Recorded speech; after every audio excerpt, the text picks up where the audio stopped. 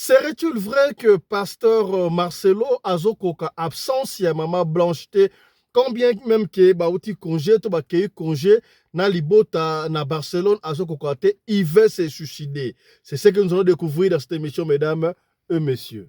De vous car cette histoire est capable de faire couler les larmes. Vaut mieux mourir seul que de se faire accompagner par une... Le début de l'histoire jusqu'aujourd'hui, ça n'a pas été facile pour ce pasteur. Je vous assure, si vous suivez cette vidéo jusqu'à la fin, vous ne serez plus vous-même. La mort, c'est parmi les choses qui nous humilient tous sur terre. Ouais, cette histoire fait pitié. Et je vous rassure, jusqu'à la fin de cette vidéo, vous allez abandonner vos mauvaises habitudes à jamais. Voilà. C'est ce que nous allons suivre dans cette émission, mesdames et messieurs. Restez branchés, on va encore parler du pasteur Marcelo. Est-ce serait-il vrai qu'il veut se suicider à Zoko Kabongote, absence ya mama Blanche? Na émission oyo tokobeta lisolo yaya epesi pasi ndeko mobali na kombo ya papa Roger azalaka bongo na France ake congé na Kisasa pire camarade na ye nasa ya pire azalaka te pire akoma pirate asimbisi camarade na ye passeport na séjour na ye ya 10 ans na kati ya passeport ami na ye tuila mwisi ya zaza yango tokosola na ye lelo awa tokobenga papa Roger bokoyoka ndenge azali kolela epesi pasi suivez cet extrait. Allô, bonsoir papa na ngai mobali ya mbinga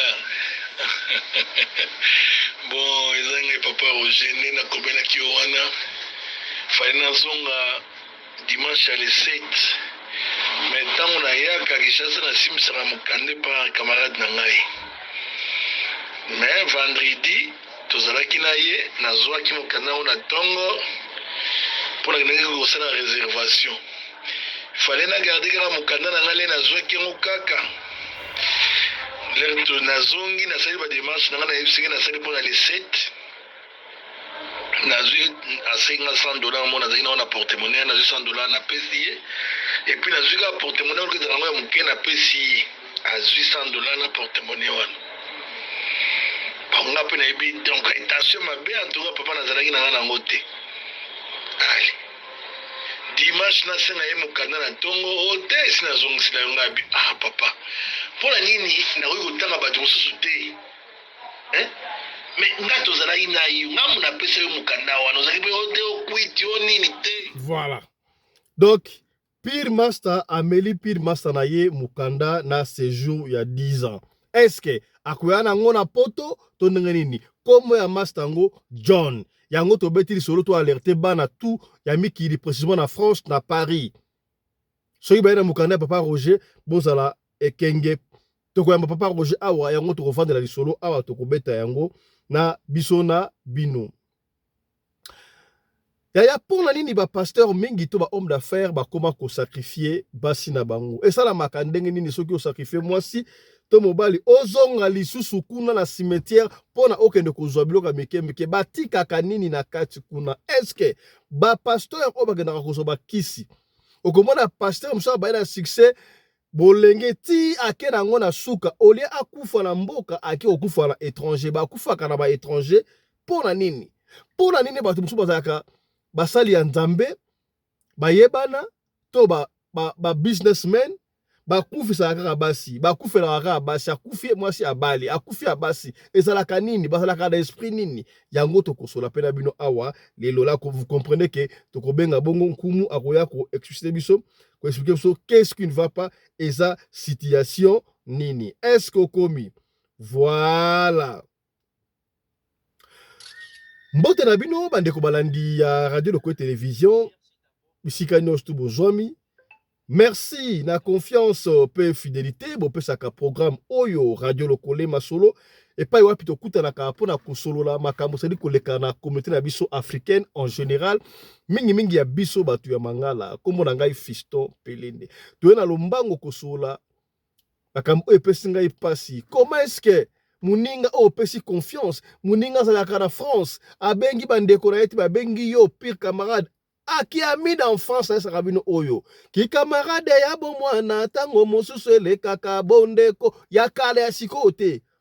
Muninga pe matina Rochard de Gaulle akiti na aéroport Njili oyo kozwaye ezamba ya liboso te atike ramninga mukasimelanga mukanda pa koyibanga doki nanga papa Roger na doki na ya 10 ans auti kotope kala mingi te asimbisi muninga passeport il fallait ka zonga Paris le 7 oyo asali pe réservation sili tango asongiseli yango na tongo boye passeport elimwe mwana mai aleki na passeport akosala nango nini akokenda ngo mikili to akokenda ngo mikiti tokobeta lisolo wana kaka na émission ya lelo kasi ya moto banda tika to solo makambo oyo ya pasteur Marcelo toyoki nungu bayali koloba est-ce que c'est vrai parce que makambo oyo ya pasteur Marcelo na mama tuna si blanche nga na ndenge sukolobe yango te me makambo ezo kobima se kobima to sala analyse tangi ba esibiso est-ce que c'est vrai que pasi wana ko perdre mutu da ye moko bana koloba yango pasteur Marcelo perdre mutu lokola olingaka mutu bozalaka na ye ndenga mesla kovanda avandi pembeni awa mama basha fala pembeni soki mama zomela ma café to mwati na ye aya botole tas na ye wana botole lip asilika kaka asilika poye ayoka bien et ça là bien et maintenant makambo alobaka c'était comme si prophétie ebandi kokokisama azokoka te aloba yango susu. Comment sentez-vous perdre celui qui vous a été trop cher? Boyoka ndenge nini siko azoyoka ba pasi o douleur oyo batu ba koyoka soki obungisi mutu. Est-ce que yango sali ke soki osala ba douleur wana et ko pousser yo o se suicider? Non, il faut pas le faire parce que douleur ezalaka ya solo. Tout na pasteur Marcelo à se ressaisir. Force à toi pasteur Marcelo. Force à toi bande ko compassion. Liwe ya mama blanche et interpeller biso. Interpeller biso. Biso ino surtout. Au monde comment est-ce que muta kumsa ki mwasi na ye mais lelo elle ne plus. Et peut si passi. Et peut si passi. Alors, Théo Kalan reçu Oyo, qui est réellement pasteur Marcelo? Est-ce qu'il a ambition comme homme de Dieu? Qu'est-ce qui s'était passé dans sa vie pour Akoma Lelo Marcelo? Landengo et plutôt continuer émission. Suivez. De vous, car cette histoire est capable de faire couler les larmes. Il vaut mieux mourir seul que de se faire accompagner par une...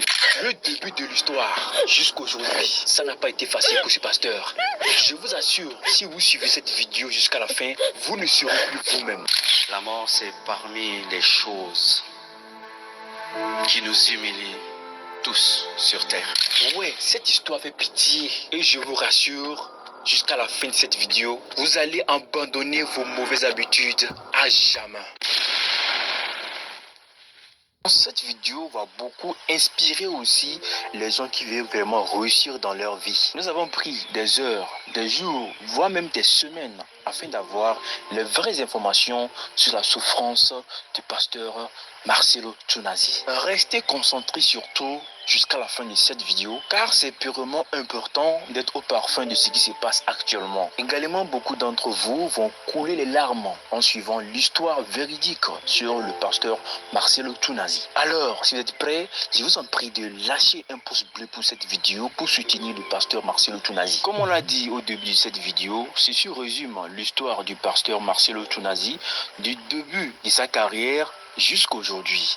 Alors, tenez-vous très bien. Au début, le pasteur Marcelo n'a jamais rêvé d'être un pasteur. Également, aucune personne de sa famille n'est pasteur. Un jour, il attend une voix et cette voix l'appelle de lui servir. Et c'est quelle voix? C'est la voix de Dieu. Alors mon fils, il est temps que tu viennes me servir. Il n'y a pas de pasteur dans ma famille et moi je ne peux pas être un mendiant parce que pour moi j'avais une mauvaise vision du pasteur. Un mendiant, je ne peux pas. Tout sauf ça. Le pasteur Marcelo était dans son best life, c'est-à-dire il était bien dans sa jeunesse. Également, il sape correctement, il s'habille bien, il fait ses shows dans le quartier. Comment faut-il dire qu'une personne qui est comme ça va devenir pasteur? C'est quel conseil il peut donner ou bien c'est quel exemple il peut donner dans la société? Lui-même s'est posé ces questions. Alors, il a refusé carrément d'accepter la parole de Dieu. À chaque moment et à chaque minute, l'histoire lui ronge dans le cœur. Il est finalement resté pendant 2 semaines, je dis bien 2 semaines, dans la chambre sans sortir. Finalement, ceci l'a rendu malade, très malade. Je ne te sers pas, tu me sers, je ne te sers pas. Alors qu'est-ce qui est arrivé? J'ai fait 2 semaines sans dormir. Et tout d'un coup, ma tête a disjoncté. Mais Pourquoi ne pas renoncer? Pourquoi ne pas accepter de suivre Dieu? En ce moment, le pasteur Marcelo Tunazi était dans ses études universitaires. En plein devoir, il est en train de composer et la voix lui dérange encore de plus. Mon fils, il est temps que tu manges la feuille. Je dis bien mange tes feuilles, mange tes notes. Mange tes notes, mange-les. C'est tout comme on vous donne des ordres. Et les ordres qu'on vous donne, ce n'est pas les ordres ordinaires. C'est des ordres suivis d'une puissance. Tu es obligé de le faire. Même si tu n'as pas envie de le faire, même si tu peux le refuser, tu vas le faire par force. Parce que l'ordre est suivi d'une puissance. Et sachant très bien que ce dernier risque de se faire humilier en plein devoir, alors, à l'instant T, lui, il a accepté de le suivre, de lui servir comme il est dit dès la base, mais de lui laisser sain et sauf, de sortir de la classe tranquillement sans manger ses notes comme il a dit auparavant. Jusqu'ici, ceux qui ne croient pas à l'existence de Dieu et à la parole de Dieu vont se mettre à rire actuellement parce qu'ils vont se dire que c'est de la comédie. Ah oui, mais restez concentrés très bien, chers abonnés de la chaîne. Cette vidéo peut changer la vie d'une personne à jamais. L'affaire que je suis en train de vous raconter comme rien n'était, c'est de là le pasteur Marcelo a abandonné carrément ses études. Il n'a même pas eu le temps de dire au revoir à ses amis. Alors, en étant accepté la parole de Dieu, c'est-à-dire il a accepté totalement de devenir pasteur, de prêcher la parole de Dieu et d'avoir son église pour recevoir ses fidèles. Lui-même se regarde, il rit. Lui-même se regarde, il a honte de lui-même. Il ne sait même pas par où commencer ou par où terminer. Et comment il va expliquer ceci à ses parents. Les jours passent. Le père et la mère sont au parfum de l'information que leur fils devient pasteur. Sans mentir, son père n'était pas d'accord. On a parlé à son recteur cardinal Maluna. Et puis, il a commencé petit à petit. Quand il a eu l'argent, Marcelo, il a déménagé. Pourquoi? Parce qu'il avait une forte onction. Pour son père, il a envoyé son fils à l'école. Tout ce qu'il lui sait, c'est qu'il continue ses études universitaires. Puisque lui-même, il a décidé à son fond du cœur de servir Dieu, alors il ne peut plus retourner en arrière. C'est tout comme c'est un pacte qui était assigné et qui n'a pas de rétroviseur. Il n'y a pas de marche arrière. Je vous en supplie encore une fois, soyez encore plus concentrés. Soyez bien, très bien concentrés pour la suite de cette vidéo. Et likez la vidéo pour encourager le pasteur Marcelo Tunazi si ce n'est pas encore fait. Eh bien, pour rendre les choses bien esthétiques, il a pensé d'avoir un bureau extraordinaire. Mais où est-ce qu'il va trouver de l'argent? Zéro. Le temps passe et il gagne une maison inachevée qui n'a même pas de fenêtre ni la porte. Une maison construite, tôlée, mais qui n'a pas de porte ni de fenêtre. Il fait chaud à l'intérieur, mais ce dernier est obligé de servir Dieu dedans comme ça pour recevoir ses fidèles. Et franchement, pour servir Dieu, c'est pas facile, hein? C'est pas du tout facile. Il va te faire souffrir d'abord. Soyez encore plus concentrés pour la suite de la vidéo. La question, c'est de savoir également comment le pasteur a fait pour avoir son propre église. Il a commencé avec seulement 3 fidèles, c'est-à-dire le pasteur, lorsqu'il a fait l'ouverture de son église. Voilà, je crois vous avez un peu suivi l'histoire, une petite histoire du pasteur Marcelo, qui est réellement pasteur Marcelo. Ce qui va rumeur aujourd'hui, que pasteur Marcelo va se suicider, Azoko Kate, absence à Maman Blanche, nous vous disons, pasteur Marcelo, force à toi, Dieu a donné et Dieu a repris, Ndenge Yomoko Olobaka. Voilà, autre chose à présent. Yaya Baeb Sibiso, la dernière fois, quand Makambe pasteur Marcelo il paraît, il aurait été aperçu, ce qui a solo sur le Kouta, la métropole entre terre et ciel, bas déterré, tombeau à moi sinaye, pour asala nini, on ne sait pas. Ngana ebite, yambo, tobeta li solo, yande ko ba yibie, mudoki, yaya ba yibi papa Roger Doki, pa ya muninga na ye, John, na Kisasa. Na les gars, il faut comprendre une chose.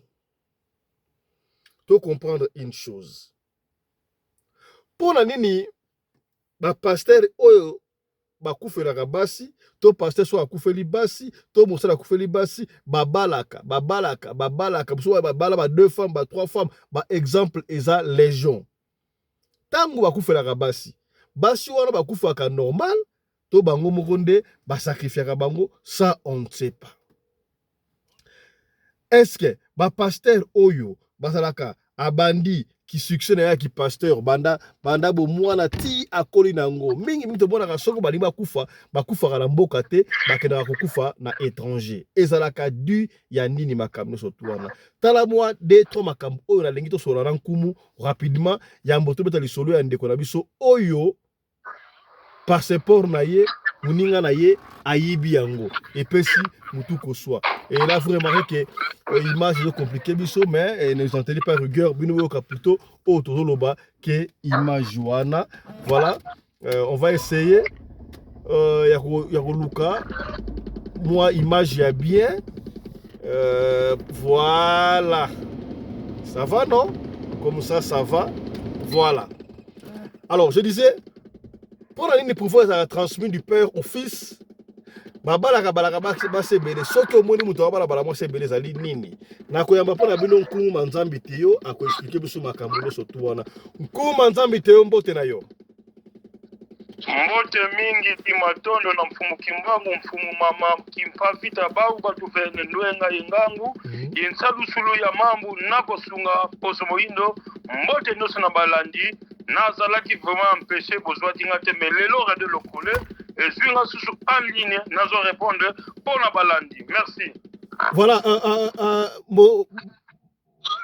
nkumu teyo toza na makwami sa to na yo to lukio sema bimba osalaki te heureusement bezaki occuper makambo susu to na 3 makambo ezo préoccuper biso ya liboso ezo pesa biso mutu ko soya ko sakana te tozo mona soit ba pasteur soit ba chanteur soit ba businessman o bazo mwa motolo tango bakufisa kabasi na bango kubona mutazala asa akufisi mwasi na ye abali mwasi mususu tana mwasi akufi abali mwasi mususu mwasi akufi abali mwasi mususu ba mususu abala ba 2 3 4 femmes yebisa biso ezalaka nini basi wana bakufelaka nini et puis et l'esprit des alake oyebi ke mobali oya kufelaka basi mais yozo keleka okonta na libala wana eza phénomène nini wana.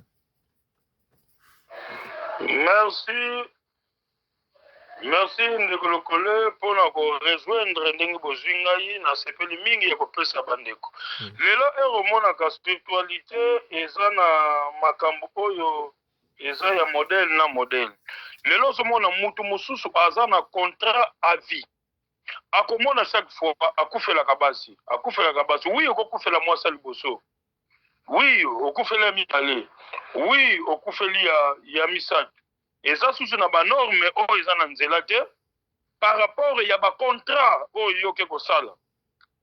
Lelo na kopesa chance na bandeko mususu ozomona ndeko na yo azwi mwana ndeko tata mwasi mama faut bosalaka attention ere alingi mondimi un pasteur lelo bazobenga basali ya nzambe ere tozokolaka tobandaki koyeba un pasteur musali ya nzambe mutu azotama na droiture normal oyo azaki akokoloba likambo oza ya mabete meza mawa mingi tala ba contrat ya ndenge wana eza place yo ke ko signer mais bino pe basi bozana buzoba nini ozomona mutu akufelaka ende kolokole mais aucun susu par rapport ya domination ya mutu na bozwi na ye pasi ya mwana ezosala eza contrat mobimba na yango wana ndeko lokolo na répondre na première question. Merci ko basi wana oyo bakufaka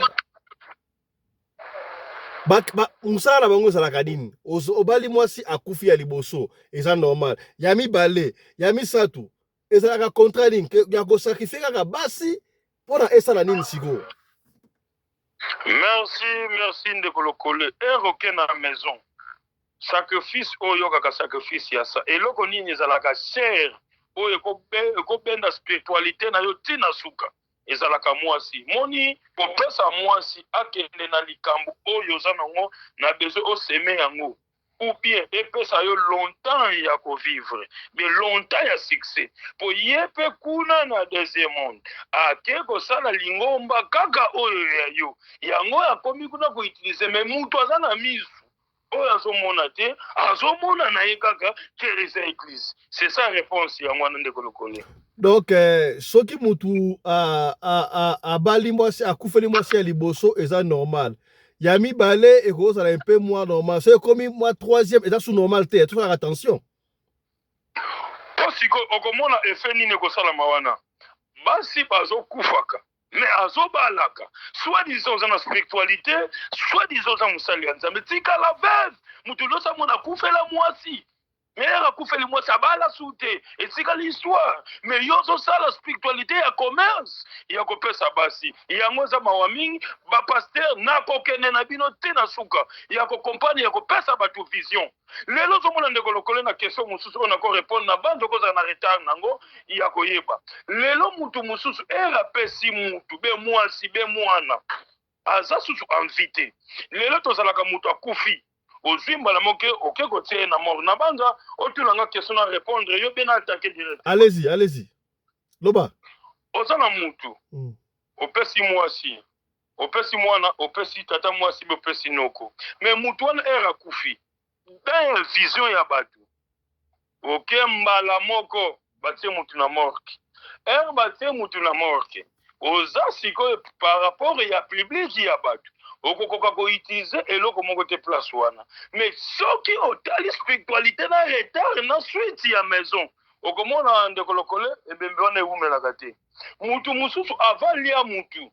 Akokumisa yo na bafoaso nyonso ndeko lokole boy ndeko lokole boy mwasi na ngai boy mwasi na ngai mutu nyonso amonike alingaka mwasi na ye akosalema bete meza tentation ya vigilance yango komona mutu oyo akufi na nzela malamu te alekaka 7 jours te fo bakunda ye par rapport mutu oyo kobimisa dépense wana ye moko ayebi utilité nini po mingi bazaka na séance ya 10 jours na 10 jours wana soki eleki avant 10 jours okokende ozima nzaka ya mutu akufi ya mwasi akufi ya mwana akufi eza spiritualité na pouvoir ya domination na kati ya lingomba pour du bon à vie tobengaka yango. C'est ça la deuxième question de Donc soki tomoni bato ba retenir nini soki mutu akufi mwana akufi papa akufi mwasi akufi bake okunda ye rapide. Donc c'est que eza liwa malamu te. Bato kokuna rapide par rapport na délai ba jour oyo epesa makawana faut rappeler ya kozwa suki musapi ya suka ou bien ba ko dévorer place na bazwa os oza na sima ya cerveau. C'est ça mon spiritualité oyo monique à vie. Lelo komona mutu mususu akena contrat ko signer ba pharma ba bisika ebele oyo ati ko signer contrat. Na contrat na ke ko signer akokufa pe na âge oyo eza elongo ya mulai. Okomona bandimi baza na capacité ya koleka bato baza na kata lingombe makotikela ngona mwana. Omoni ba contrat musume akomi âgé omoni ke oui akoli mais atika ngona mwana etanke bakambi mususu baza na compétence ya koleka ta mwana mais mwana c'est un soula mwana melaka masanga mwana sana basi mibale mwana sana basi misatu na kopesa bino numéro po eza révélation oyo ekozala satire ming pe eza na ba question bele plus 243 89 44 54 885 plus 243 98 17 0 13 winde kolokole naza na yo lelo ya kopesa saturation ya kopesa vision pour pasteur bazokimisa bandimi nzela en plus bazokimisa batu coutume oyo ya bukoko pouvoir ancestral bien si sankaka kimbangu ye mama kimpa vita ba omela bantomo ya bantu ye ndia tusula mambo cité na ba question. Voilà kumu tomonaka yebisa biso nanu na sala pe constat na mingi okomona soit basal na nzambe to bato o bayebana basal na nzambe kozala banganga nzambe basango ba pasteur consort okomona bandaki musane ki mwana muke ake na ngoti na mukolo salaka na succès mais soki bali bakufa mingi bakena kokufa ka libanda nene okomona mutalaki maladi pena ola c'est là akufa na mboka mbe ba préférer ko kufa libanda pona nini ba exemple ça les gens ba tebele o ya nzambe bakena kokufa libanda eza fait les affaires nini. Merci de le coller et aux la contrat OK ko signer ngo libanda soki okomi na étape ya liwa po koyeba yango soki omikufeli avokufela awa na Congo okobela liboma oko se sentir déjà que reverser na likambo oyo bandaki kosala okomonaka akendaki soins médicaux te mwasi eloko moko ke dérangeaki retard ya badokter akufi ezalaka biloko ya kozwa ya mosika ere oza na besoin ya biloko oyo ezaki ezwa rayon x kongo bato bazali bakosala mosala banorme ngai na mikumisi te me tozokenda baparametre ere nazolobaka bapaster batika kobima libanda yango wana ezosala pasi soki otala la plupart ezala bapaster ya bamusicien chaque fois akendaki kozwa soin médicaux libanda akufelaki place boye azongaki place boye yango ezosala pasi ndeko lokole yango wana azalaki nango question merci beaucoup ya kopesa na question mosusu oyo bato na spiritualité na pouvoir oyo musala. Merci beaucoup Nkumu Manzambi Teo lelo tozalaki na bakestion mingi tozalaki na préoccupation makambo misato wana topesi yo mwa 2 minutes makambo nini oyeli biso ya koloba lelo mpona mosala na yo. nakopesa numéro rapidement mpona koyeba kati ya eloko tozosala na kati ya kotuna bakestion mais question mosusu na kotuna te okotuna nga na korépondre plus 243 89 44 54 885 plus 243 98 17 17 013 ere oza na problème ya mbongo ozovanda te lupango bowelaka na famille mamu nyonso oyo ezangi ya kotuna na ya kosala nkumu aza disponible mpo naza mpo na bino balani nyonso bandimi nyonso merci. Ouais, voilà Nkumu, on va finir avec vous maloba ya suka mpona lelo oza nango nini mpona maladi ni obikisaka est-ce que naokana obeta lisolo ya mbasu te parce que bana poto babakela bango mbasu ebele na Kinshasa wana est-ce que mbasu soki mutalinga tete mbasu doyen toza na mbasu ya vene toza na mbasu oyo ezaki oniati na nzela ozwami problème ya mokongo pasi ozwami immoralité oyo eloko etangami eza diabète type 1 type 2 na kosala yango na banorme oyo eza sans problème sans condition komelela yango kisi te mwasi azoderange na kotia na banorme oyo esengi mbongo ezovanda yo na banorme famille bazoderange yo bazoderange bana bato fo bavoyager na kosala mosala wana. Merci beaucoup Nkumu Manzambi metongi tote mama muki avant osilisa olobi makambo mbasu awa olobi mbasu eza ya vene na mbasu eza ya koniata pesa biso différence ya mbasu ya vene na ya koniata mpo conséquence nango ezalaka ndenge nini est ce que mbasu soki otraite mutu il faut kaka ezonga esika ewutaki to ndenge nini mosusu eza ya koniata okokutana nango na nzela mosusu oyo ezaki omoni place moko esalaki kaka likwanza ya rouge osimi bolikolo nyonso evimbi ekomi na eta moko ya makasi yango wana elakisi ya vene oyo ezalaka ezomatisa moto ntina motema mosusu oza kokolokota yango ndenge babwaki yango na nzela oniati yango benga yango par hasard oyo epesaka motema moto yango ezalaka vene moniki evimbi kaka lelo lobi moto aza su envie c'est ça. Bon siko est ce que soki ozotraite mbasu esengaka kaka ezonga esika euti. Oui, wana ekodépendre na ekodépendre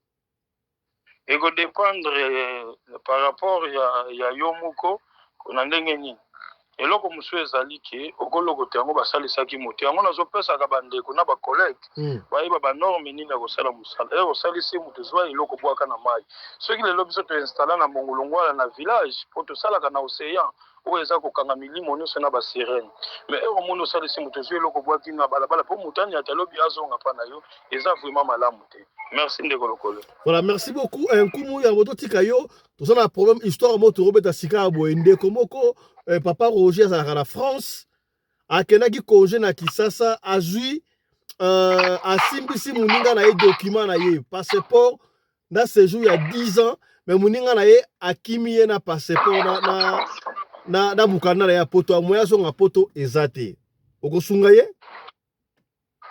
Pardon, ozongela na question na ndio bientôt lobi muta azalaka na poto ake congé na Kinshasa asimbisi ba document na ye ya poto et pas camarade na ye akimi yango ameli abi amoni yango te okosunga ye ndeko lokolo tout est possible na eloko oyo ozomona oyo ezocompliqué yo naza na capacité wana par rapport ya contrat oyo tokosala naza capable ya rapidement moto akomona neti akokoma lobi te akozwa kozongiselo nazalaki na dossier moko awa rapidement ndenge bozalaka na poto moto azoya azwi mbongo apesi yozo bima kumbelanga mbongo nazwa na Kinshasa na kosala ngo flat bena kosala moto wana azwi mbongo détourner nango yango wana toza na procédure moto wana akomi pene déjà ya pesa ki premier compte etikali azongisa tous les deuxième compte faut bozala mayele makambo etangami ya mbongo tala siko kelea ndingo ezaki presque 115 000 euros.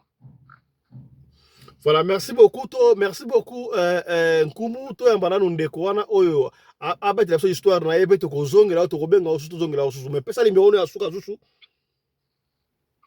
plus 243 89 44 54 885 plus 243 98 17 17 013 na banza bango moko bamoni témoignage ya makambo nyonso kati oyo ezoleka oyo ke base témoigner par rapport ya oyo ezosalama oyo eza tradition kozala désespéré te okutanaki na mutu oyo akendaki na banorme te benga Nkumu Manzambe Mbuta sia kuvangila kisalu muna ndengo awonso muna ndia tusula mambu muna nzila yo ya mfumu kimbangu wasi sankanda wa ndombe muna nzila. Au revoir, merci beaucoup Nkumu Manzambi Teyo. Voilà, ouais, c'est là qui médecine traditionnelle oyo pesa makaipa ya Nkumu Manzambi Teyo. Ya to kobeta lisolo ya Papa Roger esali ngai pasi tango abinga Papa Fiston beta lisolo na ngai pona openie batu tango yebisaka biso Papa Fiston tozalaka mayele pire azalaka te pire akoma pirate na pesi yo raison lelo na pesi yo raison Papa Fiston okotia audio na ngai et po kobenga ngai moko na expliquer qu'est-ce que s'était passé. Papa Roger azalaka na France kaka nde azalaka na vacances alobi akende vacances na Kinshasa. D'habitude, ezamba ali bosa ke des vacances na Kinshasa te Papa Roger akendaka na vacances. Soko akei, tanga fala na flat hotel, azwaka passeport ba document na ye, apesaka pa pire. Ki camarade ya bomwana tango mosusu elekaka bondeko ya lokuta ya kala.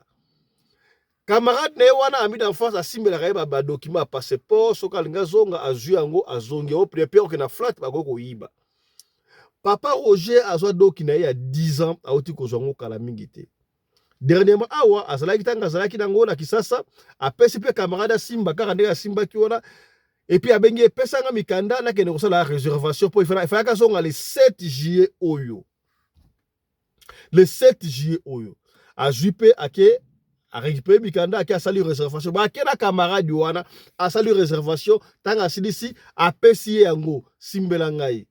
Dimanche na tongo abenga ye apesa ye mikanda po azonga o pesa ki ngai te mikanda ezwi makolo ebungi tala kutseki tala kumamba bazalaki na kwiti te kwiti yalaki te eloko moko te Papa Roger apesa ki mukanda me camarade wana wangani mukanda ezwi makolo nana yibi mukanda est-ce que camarade ya Papa Roger a triqué Papa Roger po azwa mukanda wana akende nango poto to ndenge nini ezopesa mutu koswa n'intention nini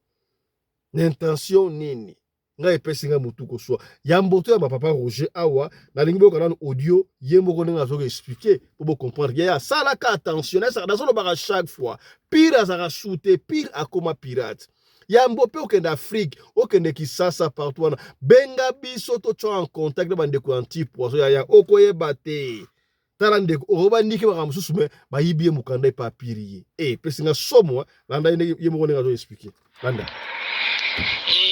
Allô, bonsoir papa nangai. Mobala mbinga. Bon, ezanga Papa Roger nena kobela ki wana. Faina zonga dimanche le 7. Mais tango na yaka Kinshasa na simsaka mukande pa camarade nangai. Mais vendredi tozalaki na ye nazwaki mukanda ona tongo pour na kosala réservation. Fallait na garder kala mukanda na ngale na zwaki ngo kaka lerto na zongi na sali ba démarche na ngana yebisike na sali pour na le 7 na zwi asenga $100 mona zakina na porte-monnaie na $100 na pesi et puis na zwi ka porte-monnaie ko tanga ya muke na pesi a $100 na porte-monnaie wana bonga pe na yebi donc intention mabe en tout cas papa na zalaki na ngana ngote allez dimanche na senga ye mukanda na tongo ote sina zongisila yo ngabi papa mpona nini nakoki kotanga bato mosusu te me nga tozalaki na yo nga munapesa yo mokanda wana ozali mpe ote okwiti o nini te nazwi mokanda napesa yo carte d'identité napesa yo ezalaki na portemone ya moke ye alobi azongisela ngai bon ndenge nazali ya moye nazonga france eza te navandi nanu naotala nanu nzambe akoka kooriente ngai nayeba soki nakobandela wapi mais bon mokanda kopesa nango ya 10 ans mpona torenouvelan kaka na juillet oyo toleka ok bon problème eza te nzambe kaka kosala ok merci naza ya Kinshasa. Attendez, on va continuer de audio mususu ya mboto ya papa Roger Moko. Voilà. Aye ko ndimasiko conseil eta na lobaka bosa la confesse bande côté landa. Voilà, tout là yo. Papa na ngai. Bosa la angele. Tokebaka me confiance oke leki mingi na mokili za pasi. Elokebisaka biso ntango nyonso me papa toyoka kaka te mpenza. En tout cas bon mawa mingi. Bolamu na ngai yango etimoli libulu. Donc eza pasi mingi papa. Ouais. elobaka nango yo motango toyaka Kinshasa fo tokebaka nga nasimisaka mikanda na ngai lelo ntango nayaka mais eloko mpe epesa ngai confiance ya kosimisa ye mokanda na ngai donc nazoyeba yango peut-être sikoyo na kibomoto ndenge naza sikoyo boye donc bavoyage ebebi nga donc eza mpasi mingi. Donc papa Roger akangami na Kisasa po muninga ayibiye mukanda. Eske muninga na ye komo na ye John. Mukanda oyo monsieur John ayibi papa Roger mwana poto. Donc mwana poto ba yibiye donc moye azonga ezate. Na ebite. Yaya, komba yo okokende osimisa mukanda na yo epai ya mutu ndenge nini? Vinde yango wana ezopesa ngai mutu koswa akangaki na kisi to ndenge nini na ebite radio lokoza ka famille to kosola ensemble na papa Roger awa na biba de kowe sa biso histoire yango ça po epesa ngai mutu koswa papa Roger mbote na yo mbote papa betela biso na liso na yo ezani okenda yi Kinshasa okenda yi congé il fallait ki ozonga le 7 ozongi te okangami na Kinshasa ba ozonga poto ezate likambango zani.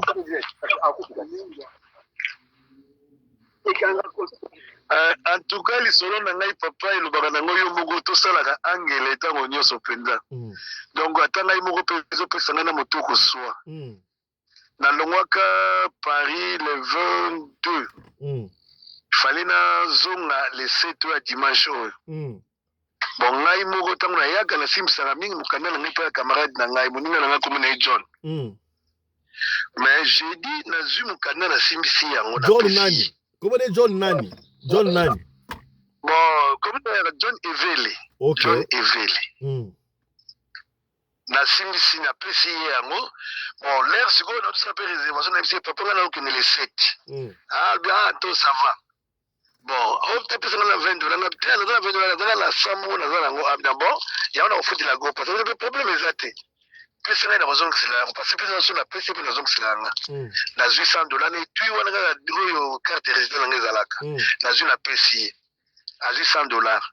Malamonga bi na pesa le roi na bimi moyen na zo na poche na nga zate simba ka pena et tu on ngo mesala ko simba ngambo na yango yo. Azui jeudi vendredi tokomi dimanche na tongo na kepene na bongisa babiloko na nga na ye po na zo pe babiloko pa na ye po ba futa na sombaki na ba biloko mususu ba mbisa okaka mususu ezalaki pa na ye apesi nga babiloko nyonso na oyo ezalaka wana oyo etikalaka na ye bo zongisa oyo mais identité na moni yango to mais identité na zongiselaki yo ngapi papa ngai pene pesa ngai identité ya kotuna yango lisusu ata esi na zongiselaki yo identité mais papa luka yango nano ota ngai sina zongiselaki yo identité okende kotala na bisika na yo okendaka epesi nga na motu koswa na pasi. Donc il bon, ça va. Na kita mususu na tata sur la camion dans ce coup la camion ezati. Mais na papa Luka ya monana. Bana pen to kuta dimanche wana lundi o amonyango te. Mardi o amonyango te. bon nakendaki na église moko boye babinanga te ezala encore epai na ye kaka boluka ngo malamu bon nabengi susu motu moko mokolo wana te bo tozala pendant 3 jours faut pesa mbongo ya droit soki ndenge nini atindi soki $35 natindeli moto yango bo tozela 3 jours yango bon yango ndenge tosololaki na babina lobi nakenda na ambassade nakepesa compte rendu ou bien nakokendeka nasomba bia Air France lokola bakarte vitale na ngai naza nango bakarte ya bisi na ngai naza nango mpo na Air France nakokende direct me bakoliaka mpe mbongo yango naotala na mais siko carte de résident na yo eza 10 ans mais oza na système n'est-ce pas so okende ambassade akobeta kuna akoreconnaître kofandaka na France n'est-ce pas mosonga te oui ambassade en tout cas mais malgré ezwaka temps okobeta so ba un mois mpo rendez-vous nano ya ambassade yango donc ezala mwa pasi mai nakose coopérer kaka natala kaka parce que liboso mpe ntango ebungaka deuxième fois carte ebungi liboso mpe ntango ebungaka ambassade apesaka ngai esalaka tuka une semaine deuxième semaine asaleli ngai ba visa ya retour nazongaki il faut mais carte pas même et aussi la dit en 2024 et 34 mais il faut que neka premier action comme la France pour ça duplicata est-ce que muninga na yo avant carte na yo ebunga wana komona donc agissement na yo par rapport à yo échangeaki to échangeaki te mais non ezali ngo ndo tosolola na biso mikolo nyonso nakendaka mpe tole tomeli aye mpe kotika nakozwa mpe voiture na ye ntango so na ntambo na neti vendredi oyo na yo so ya biloko ya bangulu nazwi voiture na ye mpona so ya biloko ya bangulu ndenge etelemaki kaka wana bato ya oyo ya plateau wana baye babendi camion yango bakende yango ti ngai bon lokola ngai camion ezalaki na maboko na nga $100 moko ezalaki nango ya niongo epa na nga kende ofutaka mpo obimisa camion wana bon nayebaki efo nazwa vol dimanche lobi nabengi chef na nga numéro 1 ya DG moko ya Kinshasa abinanga no bokopesa nga réseau boluka ngo aza na droit kobima nango epai te aokende nango kuta epai te donc soki akosaloka yanko ntango mosu akosaloka yanko mais eza eloko moko kakosala boluka ngo kaka kokopesa nga réseau ekomonana kaka est ce que sikoyo oyo oza sur ke moninga asali yo kanai alingi utilize mokanda wana to eza ndenge nini mais papa bon ngai mpe nakoloba nakosuli mpe intention mabe te parce que motema ya motu nzambe alobi zala na bato oyeba eloko nini oyo ntango soki eza liboso kwa parce que c'est mon ami ntango soki napesi ye karte wana seki en tout cas aza mon ami na nga mais papa Roger bato bazokomitungisa makasi ngai mpe epesi ngai motu koswa koma karte na yo de résident mokanda na yo vi na yo okopesa pa motu ndenge nini yo bokosi bango te mais papa omoni ndenge ezalaka boye eza lelo te nasimbisi yango ezalaka ntango soki na ye kaka nakoma so nakomi kaka epai na yemba mongo avanake na flat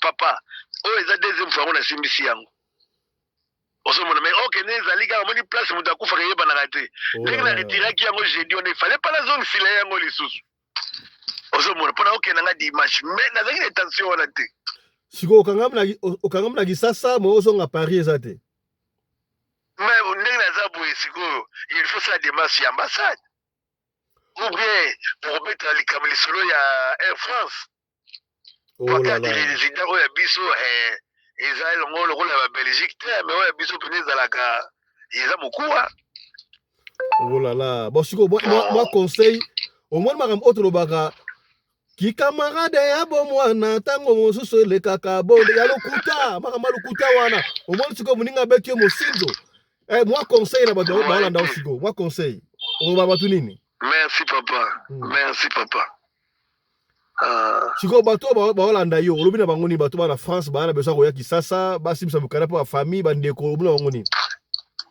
mais non en tout cas basima oyo akomeka ata kutu ye moko alalanga nango soki baoya koyiba ye yango baye koyiba ngo na nzoto na ye donc en tout cas epesi ngai en tout cas eloba nango epesi ngai motu koswa en tout cas epesi ngai mpe mayele quoi donc nakosala yango mpe succès voilà bandeko donc mokanda na yo eza vi na yo donc mbongo moto akosimba ne mais carte d'identité wana moto akosimba yango soki mpa moto aza te vraiment bandeko bana besoin koporter secours mpa na yo baya secours bato bana poto bazobenga deja ebele baokoma commentaire awa bakozwa na numéro nini mpo baporter secours bon en tout cas numéro na ngai naza na motu nayebi yango te mais nazokomela yo yango s'il vous plaît oyo nazosalela awa mais nayebi kaka oyo ya 0033 7 45 94 98. Numéro de la France WhatsApp yango. Ils ont un WhatsApp bandela ngo susu, bandela ngo susu. Ezali 0033 7 45 94 98. Voilà, est-ce que aujourd'hui déjà chance il y a Robin peut-être immigration en France que bungsi mukanda po ba ressemblance za rango hein. Auto sinale kuna peut-être ba komona mukanda no na Charles de Gaulle kuna bakanga mutwana oso sinale déjà. Mais non, mais eloko wana bon ezala ngo moi passe mundango bimanango à la ressemblance. En tout cas ressemblance à droit l'exercice matarasus te. Loba a rosa na ono pasa ila kabusala. Mais à matalango ba aéroport en tout cas la limite. La limite. Pour un numéro 1 déjà un peu de soleil ne lobby na minuit abinanga non. Et komona nango. Donc il fallait que nous commençons très bien. Ah OK, na we pas été, au ça na we lo komorote. Voilà, merci beaucoup Papa Roger, nous compatissons avec vous. Un mot de la fin, merci à Sougolobinini, petit caillou. En tout cas, mon père Mbinga la sepeli mingi, en tout cas, négocier, en tout cas, moral n'a pas tranquille. En tout cas, Nzamba Osala, na ozonga na ngai donc semaine to bana to na ozonga kaka. Voilà, et vous avez assuré na biso to na Paris. Et puis nous sommes de cœur avec nous et puis tout ça là surtout pour na ozonga Paris et sika ozalaka. Merci beaucoup Papa Roger hein. Merci papa. Voilà bandeko balandi. Boyoki on a Sarabino.